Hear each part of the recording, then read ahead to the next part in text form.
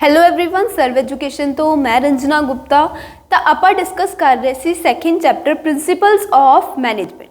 हुण तक आप दो लैक्चरस दे विच 7 प्रिंसिपल्स ऑफ मैनेजमेंट डिस्कस कर ले ते अज आप 4 होर प्रिंसिपल्स डिस्कस करांगे। सारे नालों पहला जिहड़ा आप प्रिंसिपल अज दे लैक्चर च डिस्कस करांगे वो है स्टैबिलिटी ऑफ परसोनल। देखो, स्टैबिलिटी ऑफ परसोनल प्रिंसिपल दे विच फ्योल ने आपां नूं की कहेगा।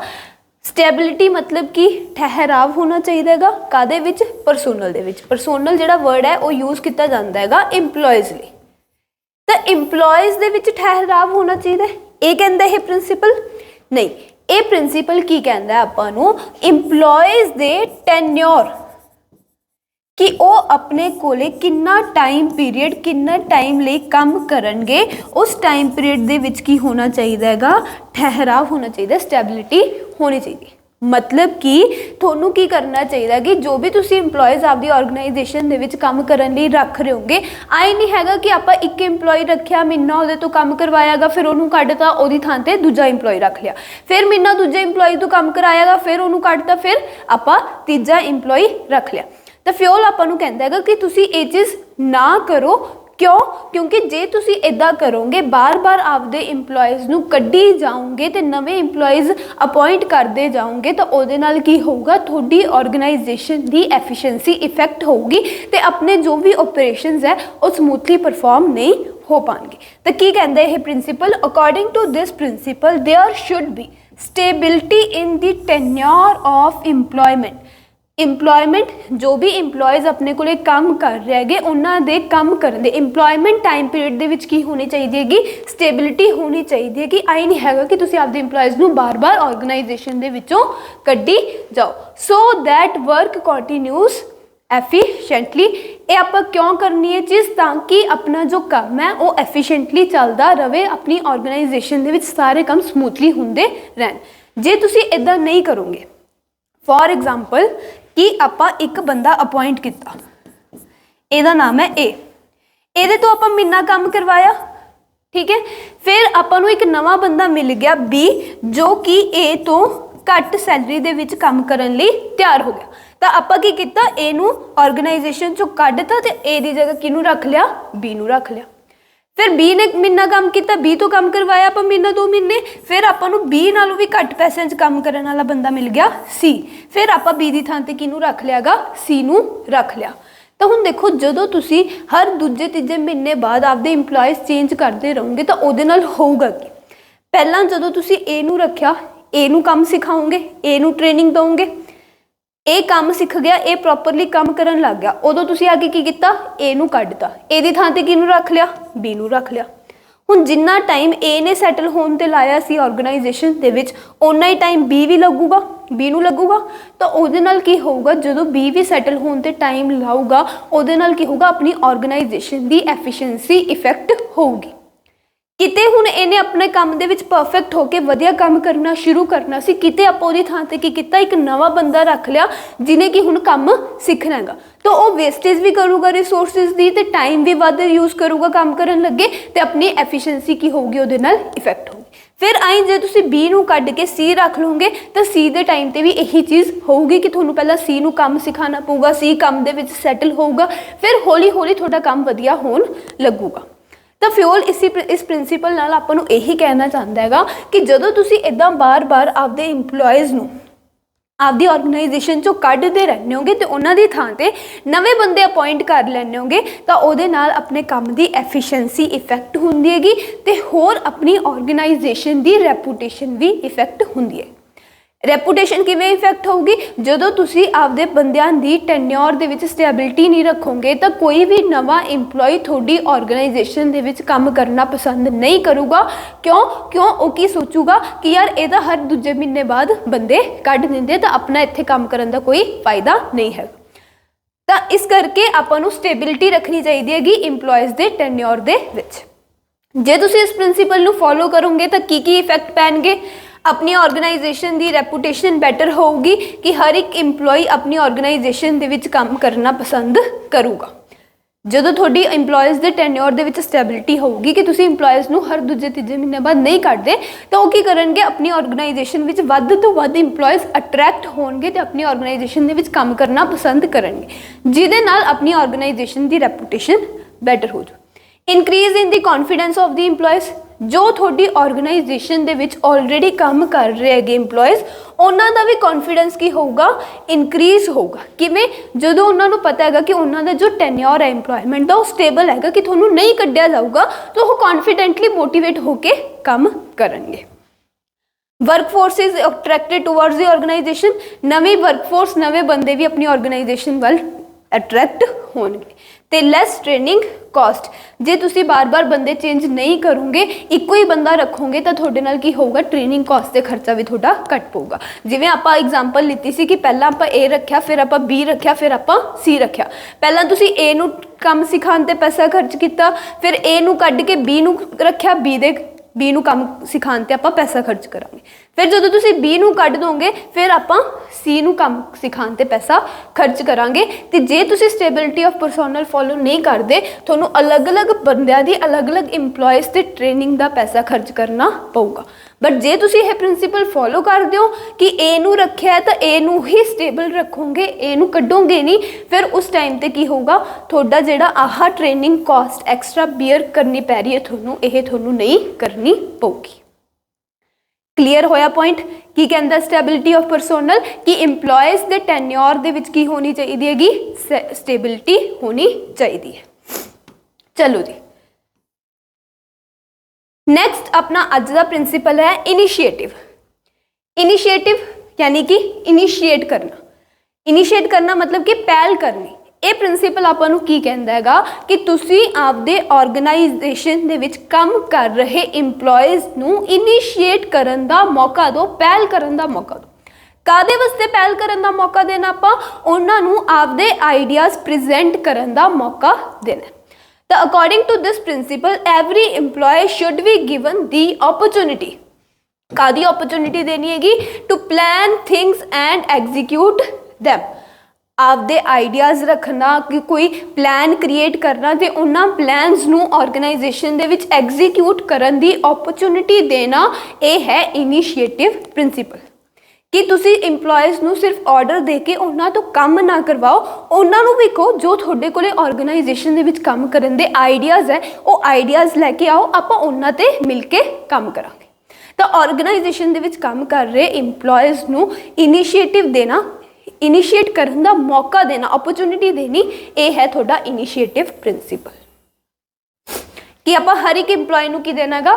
ਅੱਗੇ ਆ ਕੇ ਕੰਮ ਕਰਨ ਦਾ ਮੌਕਾ। ਹੁਣ ਇਨੀਸ਼ੀਏਟਿਵ ਪ੍ਰਿੰਸੀਪਲ ਜੇ ਫੋਲੋ ਕਰੋਗੇ ਤਾਂ ਉਹਦੇ ਕੀ ਪੋਜ਼ਿਟਿਵ ਇਫੈਕਟਸ ਹੋਣਗੇ? ਦੇਖੋ, ਤੁਸੀਂ ਆਪਦੇ ਇੰਪਲੋਇਜ਼ ਨੂੰ ਕੀ ਕਹਿ ਰਹੇ ਹੋਗੇ ਕਿ ਯਾਰ ਸੋਚੋ, ਜੋ ਤੁਹਾਡੇ ਕੋਲੇ ਆਈਡੀਆਜ਼ ਆ ਰਹੇ ਹੈਗੇ ਕੰਮ ਕਰਨ ਦੇ, ਵਧੀਆ ਕੰਮ ਨੂੰ ਆਪਾਂ ਕਿਵੇਂ ਬੈਟਰ ਕਰ ਸਕਦੇ ਹਾਂ, ਉਹ ਆਈਡੀਆਜ਼ ਲੈ ਕੇ ਆਓ। ਜਦੋਂ ਉਹ ਸੋਚਣਗੇ ਆਈਡੀਆਜ਼, ਤਾਂ ਉਹਦੇ ਨਾਲ ਕੀ ਹੋਊਗੀ? ਉਹਨਾਂ ਦੀ ਥਿੰਕਿੰਗ ਪਾਵਰ ਇਨਕਰੀਜ਼ ਹੋਊਗੀ। ਜੇ ਇੰਪਲੋਇਜ਼ ਜਿਵੇਂ ਤੁਸੀਂ ਕਹਿ ਰਹੇ ਹੋਗੇ ਉਵੇਂ ਹੀ ਕੰਮ ਕਰੀ ਜਾਣਗੇ ਬਿਨਾਂ ਸੋਚੇ, ਤਾਂ ਉਹਨਾਂ ਦੀ ਥਿੰਕਿੰਗ ਪਾਵਰ ਇਨਕਰੀਜ਼ ਨਹੀਂ ਹੋਊਗੀ। ਬਟ ਜੇ ਤੁਸੀਂ ਉਹਨਾਂ ਨੂੰ ਸੋਚਣ ਦਾ ਮੌਕਾ ਦੇ ਰਹੇ ਹੋਗੇ ਕੰਮ ਕਰਨ ਦੇ ਵਿੱਚ, ਤਾਂ ਉਹਨਾਂ ਦੀ ਥਿੰਕਿੰਗ ਪਾਵਰ ਕੀ ਹੋਊਗੀ? ਇਨਕਰੀਜ਼ ਹੋ ਜਾਊਗੀ। ਫਿਰ ਜਦੋਂ ਤੁਸੀਂ ਇੰਪਲੋਇਜ਼ ਨੂੰ ਆਈਡੀਆਜ਼ ਪ੍ਰੈਜ਼ੈਂਟ ਕਰਨ ਦਾ ਤੇ ਉਹਨਾਂ ਆਈਡੀਆਜ਼ ਨੂੰ ਐਗਜ਼ੀਕਿਊਟ ਕਰਨ ਦਾ ਮੌਕਾ ਦੋਗੇ, ਤਾਂ ਇੰਪਲੋਇਜ਼ ਕੰਮ ਦੇ ਵਿੱਚ ਕੀ ਕਰਨਗੇ? ਕੋਆਪਰੇਟ ਵੀ ਕਰਨਗੇ। ਜੇ ਸਿਰਫ ਹੁਕਮ ਮਾਰੀ ਜਾਓਗੇ, ਫਿਰ ਉਹ ਕੋਆਪਰੇਟ ਕਰਨ ਤੋਂ ਮਨਾ ਵੀ ਕਰ ਸਕਦੇ ਆ। ਬਟ ਜਦੋਂ ਤੁਸੀਂ ਉਹਨਾਂ ਨੂੰ ਓਪਰਚੁਨਿਟੀਜ਼ ਦੋਗੇ, ਤਾਂ ਉਹ ਆਰਗੇਨਾਈਜੇਸ਼ਨ ਦੇ ਵਿੱਚ ਕੋਆਪਰੇਸ਼ਨ ਕਰਨਗੇ। ਤਾਂ ਕੋਆਪਰੇਸ਼ਨ ਆਫ ਇੰਪਲੋਇਜ਼ ਇਨਕਰੀਜ਼ ਹੋ ਜੂਗੀ। Increase in the sense of attachment, ਜਦੋਂ ਤੁਸੀਂ ਉਹਨਾਂ ਨੂੰ ਕਹੋਗੇ ਕਿ ਤੁਹਾਡੀ ਹੀ ਆਰਗੇਨਾਈਜੇਸ਼ਨ ਹੈ, ਆਪਣਾ ਸਮਝ ਕੇ ਇਸ ਆਰਗੇਨਾਈਜੇਸ਼ਨ ਦੇ ਵਿੱਚ ਆਈਡੀਆਜ਼ ਲੈ ਕੇ ਆਓ, ਕੰਮ ਉਹਨਾਂ ਆਈਡੀਆਜ਼ ਨੂੰ ਪ੍ਰੈਜ਼ੈਂਟ ਕਰੋ, ਤਾਂ ਉਹ ਕੀ ਕਰਨਗੇ? ਆਰਗੇਨਾਈਜੇਸ਼ਨ ਨੂੰ ਆਪਣਾ ਸਮਝ ਕੇ ਕੰਮ ਕਰਨਗੇ। ਤਾਂ ਇੰਪਲੋਇਜ਼ ਦੇ ਵਿੱਚ increase in sense of attachment, ਕਿ ਉਹ ਆਰਗੇਨਾਈਜੇਸ਼ਨ ਨੂੰ ਆਪਣਾ ਸਮਝ ਕੇ ਸਾਰਾ ਕੰਮ ਕਰਨਗੇ। ਤੇ ਇਹ ਪੁਆਇੰਟਸ ਹੈਗੇ ਪੋਜ਼ਿਟਿਵ ਇਫੈਕਟਸ ਇਨੀਸ਼ੀਏਟਿਵ ਪ੍ਰਿੰਸੀਪਲ ਦੇ, ਕਿ ਇੰਪਲੋਇਜ਼ ਦੀ ਥਿੰਕਿੰਗ ਪਾਵਰ ਇਨਕਰੀਜ਼ ਹੋ ਜੂਗੀ, ਇੰਪਲੋਇਜ਼ ਵੱਧ ਕੋਆਪਰੇਟ ਕਰਨਗੇ ਆਪਣੇ ਨਾਲ ਤੇ ਆਪਣੀ ਆਰਗੇਨਾਈਜੇਸ਼ਨ ਨੂੰ ਆਪਣਾ ਸਮਝ ਕੇ ਉਹ ਕੰਮ ਕਰਨਗੇ। ਜਦੋਂ ਤੁਸੀਂ ਆਰਗੇਨਾਈਜੇਸ਼ਨ ਨੂੰ ਆਪਦਾ ਸਮਝ ਕੇ ਕੰਮ ਕਰੋਗੇ ਤਾਂ ਕੰਮ ਵਧੀਆ ਕਰੋ। ਗੱਲ ਕਲੀਅਰ ਹੋਗੀ? ਸਟੇਬਿਲਿਟੀ ਆਫ ਪਰਸੋਨਲ ਤੇ ਇਨੀਸ਼ੀਏਟਿਵ ਪ੍ਰਿੰਸੀਪਲ ਸਮਝ ਆਇਆ? ਬਹੁਤ ਸੌਖੇ ਪ੍ਰਿੰਸੀਪਲ ਹੈਗੇ, ਤਾਂ ਕਰਕੇ ਮੈਂ ਥੋੜਾ ਸਮਝਾ ਰਹੀ। ਚਲੋ ਜੀ, ਨੈਕਸਟ ਅੱਜ ਦਾ ਆਪਣਾ ਥਰਡ ਪ੍ਰਿੰਸੀਪਲ ਹੈ ਸਪਿਰਿਟ ਦੀ ਕੌਰਪਸ। ਸਪਿਰਿਟ ਦੀ ਕੌਰਪਸ देखो थोड़े अगे दो अप्रोचेस ने, ये इंडियन वुमेन टीम हैगी, इंडियन वुमेन क्रिकेट टीम। एक अप्रोच दे विच कैप्टन की कह रहा है, ये कैप्टन है, इधर भी यह कैप्टन है। फर्स्ट अप्रोच दे विच कैप्टन ने की यूज किया हैगा, वी वॉन दी मैच, कि असी सारियां ने मिलके मैच जित्या। दूजी अप्रोच दे विच कैप्टन ने की यूज किया हैगा, आई वॉन दी मैच, कि कल्ली मैं ही मैच जित्या। हुण तुसी मैनू दसो इन्हां दोनों दे विचों किहड़ी अप्रोच सही है? पहली जिथे उन्हें वी वर्ड यूज किया है कि दूजी जिथे उन्हें आई वर्ड यूज किया है, किहड़ी अप्रोच सही है? आपां नूं क्लीयर ही हैगी किहड़ी अप्रोच सही हैगी? पहली अप्रोच सही है। क्यों? जदों मैच जितन लई एफर्ट्स सारिਆਂ ने मिल के लाए हैगे तो मैच जित्या भी सारिਆਂ ने मिल के है। जे कल्ली कैप्टन ने एफर्ट्स लाए होंगे फिर कल्ली कैप्टन ने जित्या मैच, बट जदों आप टीम दे विच खेल रहे हैं तो टीम दे विच एफर्ट्स कल्ले एक बंदे दे नहीं लगते, पूरी टीम दे एफर्ट्स होंगे। फिर जदों तुसी कोई गोल अचीव कर लैने होगे तो उत्थे कैप्टन आए नहीं कहूगा कि मैं कल्ले ने गोल अचीव किया है, उत्थे कैप्टन नूं की कहना चाहिए कि साडी पूरी टीम ने मिल के मेहनत की सी फिर असी गोल अचीव किया। तो फ्यूल दे स्पिरिट दी कॉर्प्स प्रिंसीपल दे विच भी आपां नूं यही कहा गया हैगा कि जदों भी मैनेजर कोई आपदा गोल अचीव कर लैंदा हैगा तो उस गोल नूं अचीव करन तो बाद मैनेजर नूं की वर्ड्स यूज करने चाहिए हैगे? मैनेजर नूं यूज करना चाहिए हैगा वी, कि असी मिल के सारिਆਂ ने काम किया सीगा इस गोल नूं अचीव करन लई ते असी सारिਆਂ ने मिल के यह गोल अचीव किया। जदों मैनेजर आई वर्ड यूज करूगा तो उहदे नाल की होगा, जिन्ने भी थोड़ी ऑर्गेनाइजेशन दे विच इंप्लॉइज है काम करन वाले वो बेचारे की होणगे, डीमोटिवेटेड फील करनगे कि कहणगे असी इन्ने मेहनत कीती सी तां वी साडा नाम नहीं आया, सारा क्रेडिट कौन लै गया? मैनेजर लै गया। तो ये चीज़ ना होवे तो उहदे लई फ्यूल ने आपां नूं की कहेगा स्पिरिट दी कॉर्प्स, यानी कि टीम स्पिरिट डेवलप करनी चाहिए है मैनेजर नूं। ते टीम स्पिरिट किवें डेवलप होगी? जदों ओह सारिਆਂ दे एफर्ट्स नूं रिकोगनाइजेशन दूगा, सारिਆਂ दे एफर्ट्स नूं सहलाऊगा। तो की उहदे वास्ते की करना चाहिए? उन्होंने हमेशा वी वर्ड का यूज करना चाहिए। क्लीयर हो गया? हुण यार देखो ਜਦੋਂ ਤੁਸੀਂ मूवी देखण जाने होगे, एक होर वधिया एग्जाम्पल हैगी, मूवी देखण जाने होगे, मूवी के एंड ते आपां नूं क्रेडिट्स आते होंगे। वो क्रेडिट्स दे विच की दस्सिया हुंदा हैगा? मूवी दे विच जिहड़े बंदे ने काम कीता हुंदा हैगा उस बंदे का नाम दिता हुंदा है। एक्टर तो लैके हर एक बंदे का जिन्हें मूवी काम किया है, चाहे कोई मेकअप आर्टिस्ट सी, चाहे किसी बंदे ने लिरिक्स दिते, चाहे कोई वीडियो वाला बंदा सी, चाहे कोई ऑडियो वाला बंदा सी, हर एक बंदे का नाम हुंदा है। तो वो इत्थे केड़ा प्रिंसीपल फॉलो करते हैं? स्पिरिट दी कॉर्प्स। वो कहते हैं कि कल्ला इस movie they which actor, actress, director, producer ने ही काम नहीं किया, बल्कि इन्हां सारियां बंदियां ने भी काम किया। तो की काम किया वो भी आपां नूं दस दिंदे हैं। क्लीयर हुई? तो इस एग्जाम्पल तो तुसीं याद रख सकते होगे स्पिरिट दी कॉर्प्स प्रिंसीपल नूं कि हर एक बंदे नूं रिकोगनाइज देनी है कि हर एक बंदे दे काम दे एफर्ट, हर एक बंदे दे एफर्ट्स नूं आपां रिकोगनाइजेशन प्रोवाइड करनी। ਇਹਦੇ ਨਾਲ ਕੀ ਹੋਊਗਾ? टीम स्पिरिट डेवलप होगी तो इंप्लॉयज मोटिवेटेड रहणगे अगे गोल्स अचीव करन लई। क्लीयर होया? हुण आपां बुक चों पढ़ लैने की लिखिया होएगा। According to this principle manager should promote team spirit. Manager नूं की प्रमोट करना चाहिए हैगा? Team spirit and encourage words like we instead of I. Team spirit promote करनी चाहिए है कि मैनेजर नूं किहड़े वर्ड्स यूज करने चाहिए है? वी ना कि आई। क्लीयर होया? तो इत्थे भी देखो लिखा है इट्स वी नॉट आई, कि जदों भी टीम च काम हो रहा है कदे भी उत्थे आई नहीं हुंदा, की हुंदा हमेशा वी। क्लीयर हो गया? हुण जदों तुसीं इस प्रिंसीपल नूं फॉलो करोगे तो उहदे की पॉजिटिव इफैक्ट्स होणगे वो आपां पढ़ लैणे।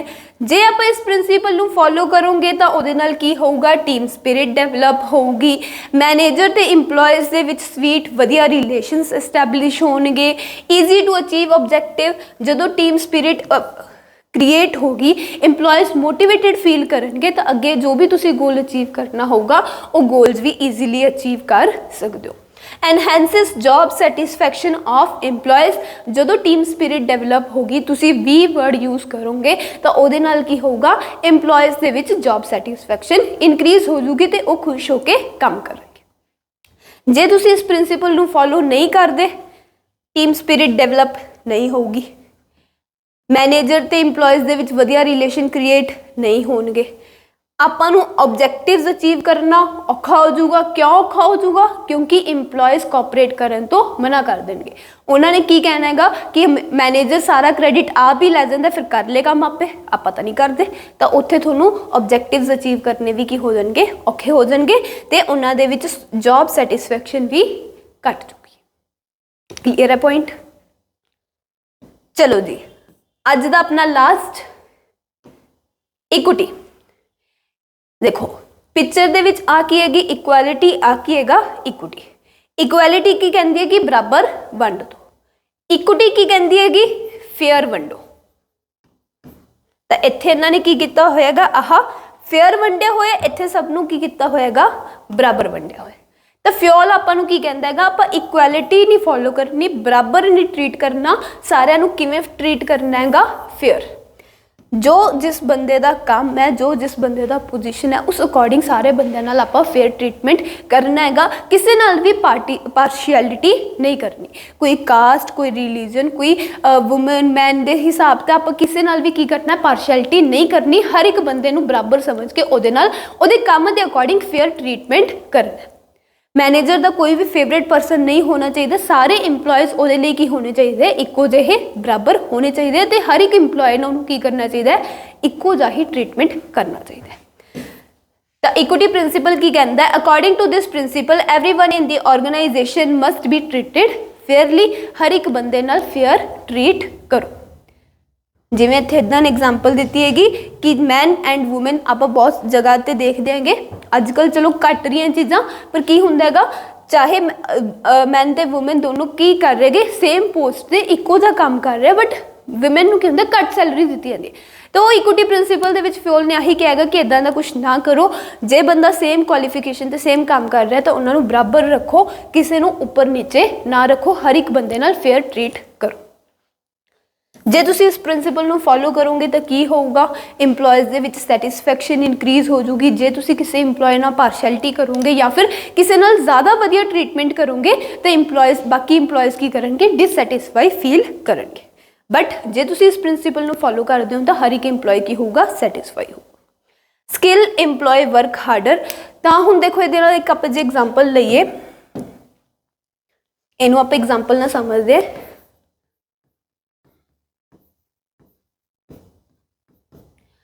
आ दो बंदे है इंप्लॉयज़, दोनों नूं टारगेट मिलिया सीगा कि इन्हां ने 10 यूनिट्स प्रोड्यूस करने। थोड़ी बुक वाली एग्जाम्पल ही समझा रही है कि दोनों नूं टारगेट मिलिया सीगा कि इन्हां ने 10 यूनिट्स प्रोड्यूस करने हैं। हुण आ बंदा जिहड़ा सीगा इन्हें आपदा टारगेट पूरा करता है, इन्हें 10 यूनिट्स प्रोड्यूस करते। आ बंदा जिहड़ा सीगा इन्हें सिर्फ 8 यूनिट्स ही प्रोड्यूस किते, अपना टारगेट पूरा नहीं किया। बट इनू तो हुण पूरे पैसे मिलने ही सी क्योंकि इन्हें आपका टारगेट पूरा करता। आ जो बंदा सी ना, ये मैनेजर का फेवरेट सीगा, तां करके मैनेजर ने की किया, इनू भी पूरे पैसे दिते। क्यों? इनू भी पूरे पैसे दिते, पर इन्हें टारगेट भी पूरा नहीं किया सी। आ बंदे का टारगेट पूरा सी, इनू पूरे पैसे दिते। इन्ना टारगेट नहीं पूरा सी, तां भी मैनेजर ने इनू पूरे पैसे दिते। क्यों? क्योंकि यह बंदा जो सी मैनेजर का फेवरेट सीगा। तो हुण इक्विटी प्रिंसीपल दे विच फ्योल की कह रहेगा कि यार जे तुसी इन्हां दोनों नूं बराबर पैसे दोगे तो इत्थे की हो गया, इस बंदे नाल पार्शियलिटी होगी, इस बंदे नाल पार्शियलिटी होगी, इहदे नाल फेयर ट्रीटमेंट नहीं होया। तो इक्विटी प्रिंसीपल के अकॉर्डिंग तुसी ये चीज़ नहीं करनी। इक्विटी प्रिंसीपल की कहता है, इनू 10 यूनिट्स के अकॉर्डिंग पैसे दो, इनू की दो 8 यूनिट्स के अकॉर्डिंग पैसे दो। इहदे नाल की होगा, दोनों इंप्लॉयज़ नाल फेयर ट्रीटमेंट होगा। दोनों नूं इक्को जिहा ट्रीट करो जिवें दा भी वो काम करते। तो हुण उही इत्थे क्या हैगा कि जे तुसी इस प्रिंसीपल नूं फॉलो करोगे तो उहदे नाल की होगा, स्किल इंप्लॉयज़ वर्क हार्डर। जे तुसी मान लो इनू 8 यूनिट के हिसाब नाल पैसे दोगे तो इनू 10 के हिसाब नाल पैसे दोगे, तो आ बंदा होर मेहनत करूगा अगे कि मैनू जे मैं अपना टारगेट पूरा करदा है तो उहदे नाल वध पैसे मिलणगे। ਤੇ unskilled EMPLOYEES try to work better. ਹੁਣ ਜੇ ਤੁਸੀਂ ਇਹਨੂੰ 8 ਦੇ ਅਕੋਰਡਿੰਗ ਪੈਸੇ ਦਓਗੇ, ਘੱਟ ਪੈਸੇ ਦਓਗੇ, ਤਾਂ ਉਹਦੇ ਨਾਲ ਕੀ ਹੋਊਗਾ, ਇਹ ਬੰਦਾ ਨੈਕਸਟ ਟਾਈਮ ਤੋਂ ਮਿਹਨਤ ਕਰਨ ਦੀ ਟਰਾਈ ਕਰੂਗਾ ਕਿ ਮੈਂ ਨੈਕਸਟ ਟਾਈਮ ਬੈਟਰ ਕਰਾਂ ਤਾਂ ਕਿ ਮੇਰਾ ਕੰਮ ਪੂਰਾ ਹੋ ਜਾਏ ਤੇ ਮੈਂ ਵੀ ਵੱਧ ਪੈਸੇ ਲਵਾਂ। ਕਲੀਅਰ ਹੋ ਗਈ ਗੱਲ। ਜੇ ਇਸ ਪ੍ਰਿੰਸੀਪਲ ਨੂੰ ਫੋਲੋ ਨਹੀਂ ਕਰਦੇ ਵਾਇਲੇਟਿੰਗ ਇਫੈਕਟਸ ਕੀ ਹੋਣਗੇ, ਆ ਜਿਹੜੇ ਸਾਰੇ ਆਪਾਂ ਪੋਜ਼ਿਟਿਵ ਇਫੈਕਟਸ ਪੜ੍ਹੇਗੇ ਇਹ ਆਪਾਂ ਅਚੀਵ ਨਹੀਂ ਕਰ ਸਕਦੇ। ਬਿਲਕੁਲ ਕਲੀਅਰ ਹੋਏ 4 ਪ੍ਰਿੰਸੀਪਲਸ। ਕਿਹੜੇ ਆਪਾਂ ਅੱਜ ਡਿਸਕਸ ਕੀਤੇ, ਸਟੇਬਿਲਿਟੀ ਆਫ ਪਰਸੋਨਲ, ਦੈਨ ਉਦੋਂ ਬਾਅਦ ਇਨੀਸ਼ੀਏਟਿਵ, ਫਿਰ ਆਪਾਂ ਡਿਸਕਸ ਕੀਤਾ spirit the cause, and last ਆਪਾਂ ਡਿਸਕਸ ਕੀਤਾ ਹੈਗਾ ਇਕੁਇਟੀ। ਜੇ ਇਹਨਾਂ 4 ਪ੍ਰਿੰਸੀਪਲਸ ਦੇ ਵਿੱਚੋਂ ਕੋਈ ਵੀ ਡਾਊਟ ਹੋਵੇ ਤਾਂ ਕਮੈਂਟ ਸੈਕਸ਼ਨ ਦੇ ਵਿੱਚ ਆਪਣੇ ਡਾਊਟਸ ਲਿਖ ਦਿਓ, ਆਪਾਂ ਡਿਸਕਸ ਕਰ ਲਾਂਗੇ। Thank you so much, have a good day.